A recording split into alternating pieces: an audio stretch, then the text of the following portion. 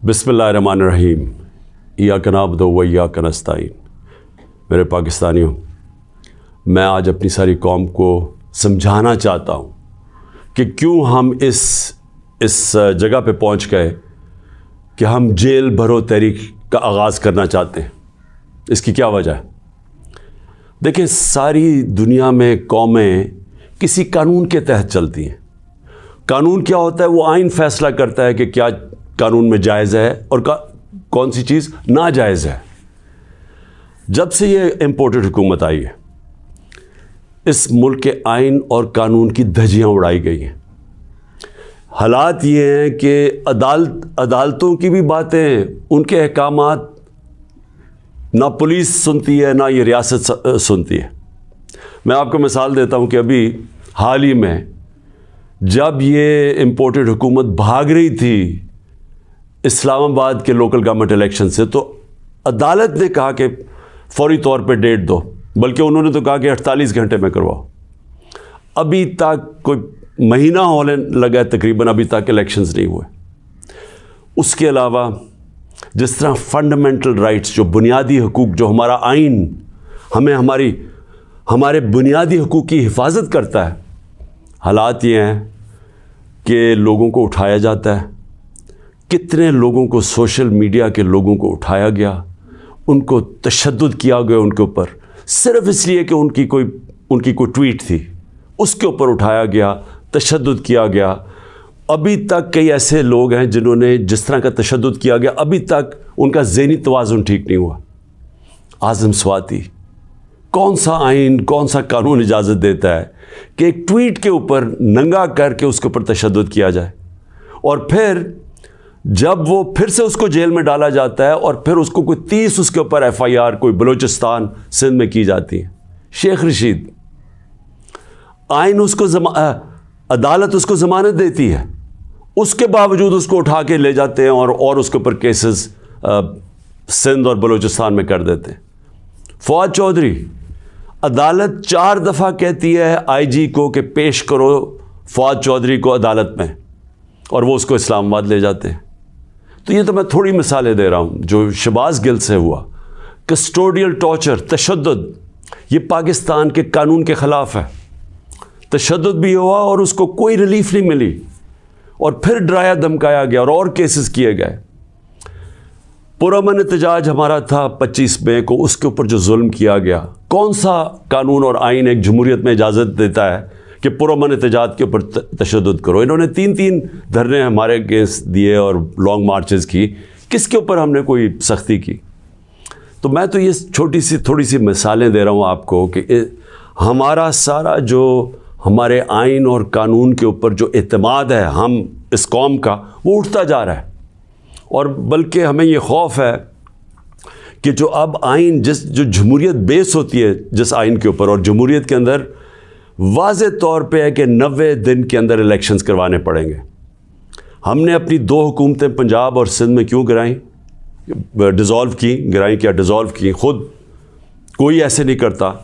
ہم نے صرف آئین کو سامنے رکھ کے کی کہ ہمیں جب پتہ تھا کہ 90 دن کے علاوہ آپ آگے نہیں جا سکتے، تو ہم نے اس کو سامنے رکھ کے الیکشنز کی طرف گئے، اس لیے کہ ملک ایک بہت بڑے بحران کا شکار ہے، ایک پولیٹیکل انسٹیبلٹی کا شکار ہے، اور جب تک اس ملک میں سیاسی استحکام نہیں آتا، ہماری معیشت نہیں ٹھیک ہونے لگی۔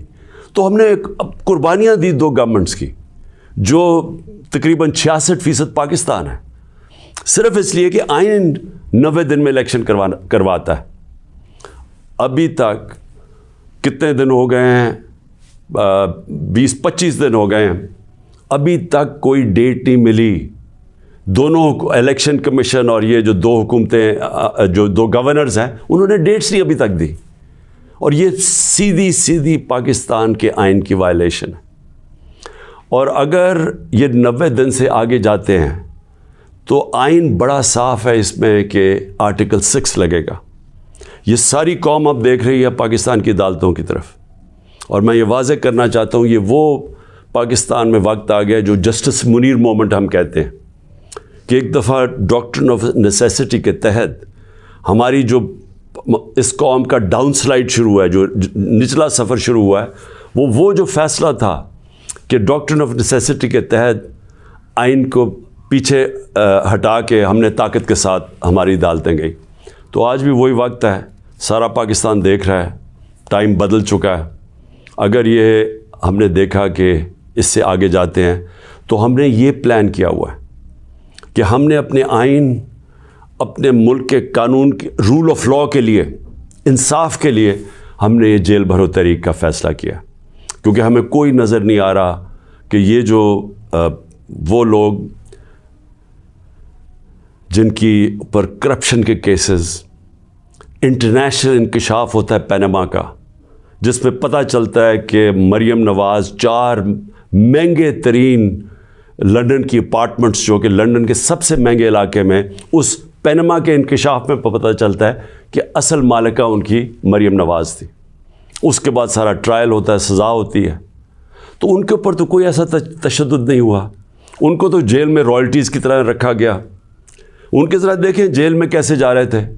تو یہاں ٹویٹس کے اوپر تشدد کیا گیا. تو اس لیے 2 راستے ہمارے سامنے. ایک راستہ یہ ہے کہ ہم توڑ پھوڑ کریں, انتشار پھیلے گا ملک میں, سڑکیں بند کریں, پتھراؤ کریں, پہیہ جام سٹرائک کریں. تو ملک کے تو آگے حالات وہ ہیں, پاکستان کی تاریخ میں معیشت ادھر تک نیچے نہیں پہنچی جو انہوں نے پہنچائی ہے, اور یہ ہم سب کو پتہ تھا ہونا ہی ہے. اور ہم نے جو اس وقت ان کے ہینڈلرز تھے ان کو واضح کر کے بتایا کہ اگر آپ نے سازش کر کے حکومت گرائی گئی, ان سے نہیں سنبھالی جائے گی, اور نہیں سنبھالی گئی. تو آج کبھی بھی اتنا بڑا اکنامک کرائسس نہیں آیا جو آج پاکستان میں ہے. کبھی عام لوگوں کی زندگی میں اس طرح کی مہنگائی نہیں آئی جو آج آئی ہے. جو بے روزگاری بڑھتی جا رہی ہے, ایک طرف مہنگائی بڑھ رہی ہے, بے روزگاری, تو ملک کے معاشی حالات تو بہت برے ہیں. تو ہم اس لیے اس کو سامنے رکھ کے, اور 26 سال کی سٹرگل میں کبھی بھی ہم نے انتشار کی پالیٹکس نہیں کی. لہٰذا یہ پرامن طریقے کا احتجاج ہے جیل بھرو تحریک. میں آج اپنے سارے کارکنوں کو, بلکہ میں تو پاکستانی عوام کو بھی یہ کہتا ہوں کہ یہ اس وقت آپ پالیٹکس نہیں کر رہے ہیں, آپ اپنے ملک کے لیے جہاد لڑ رہے ہیں, حقیقی آزادی کی جنگ لڑ رہے ہیں. میں آج آپ سب کو کہوں گا کہ میرے اپنے کارکنوں کو کہ جو ہمارے ضلعی صدر ہیں, ڈسٹرکٹ پریزیڈنٹس جو ہیں, ان کے اوپر رجسٹریشن شروع کریں کہ جنہوں نے ہم پہلے ہر پاکستان کے شہر میں ہم جیل بھرو تحریک شروع کریں گے. تو پہلے میں چاہتا ہوں کہ والنٹیئرز اپنی رجسٹریشن کریں, اور اس کے بعد میں پھر آپ کو ڈیٹ دوں گا کس دن ہم نے جیل بھرو تحریک کا آغاز کرنا ہے, اور اس کی چند دنوں کے اندر ہوگی. اور اس لیے میں چاہتا ہوں کہ جلدی جلدی آپ اپنی آپ جو رضاکار ہیں وہ سامنے آئیں.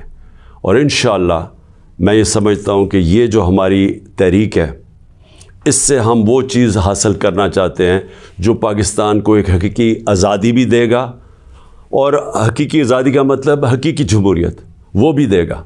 اور وہ انشاءاللہ وہی ایک پاکستان کو ایک وہ جمہوریت جدھر رول آف لاء ہے, جدھر قانون کی حکمرانی ہے, وہی پاکستان کو اس دلدل سے نکالے گا. شکریہ.